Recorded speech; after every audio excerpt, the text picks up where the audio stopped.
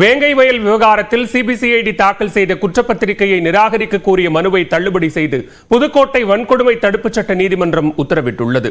புதுக்கோட்டை மாவட்டம் வேங்கை வயலில் மேல்நிலை நீர்த்தேக்க தொட்டியில் மனித கழிவு கலக்கப்பட்ட வழக்கை சிபிசிஐடி விசாரித்து வருகிறது.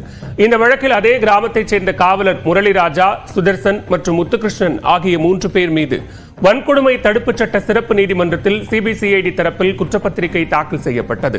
மேலும் இந்த வழக்கை வேறு நீதிமன்றத்திற்கு மாற்ற வேண்டும் என்று மனு தாக்கல் செய்யப்பட்டது. ஆனால் வன்கொடுமை தடுப்புச் சட்டத்தில் வழக்கு பதிவு செய்யப்படவில்லை என்பதால் குற்றப்பத்திரிகையை ஏற்கக்கூடாது என்று கடகராஜ் என்பவர் வழக்கு தொடர்ந்தார்.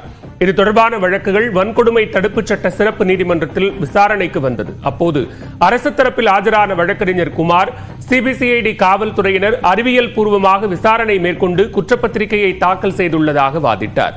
சம்பந்தப்பட்ட மேல்நிலை நீர்த்தேக்க தொட்டியிலிருந்து மனித கழிவு கலக்கப்பட்ட தண்ணீரை வேங்கை வயல் மக்கள் யாரும் பருகவில்லை என்றும் அந்த நீரை பருகியதால் யாருக்கும் பாதிப்பு இல்லை என்று மருத்துவ அறிக்கை சமர்ப்பிக்கப்பட்டுள்ளதாகவும் வாதிட்டார். இதன் காரணமாகத்தான் வன்கொடுமை தடுப்புச் சட்டத்தில் குற்றப்பத்திரிகை தாக்கல் செய்யப்படவில்லை என்றும் முறையிட்டார்.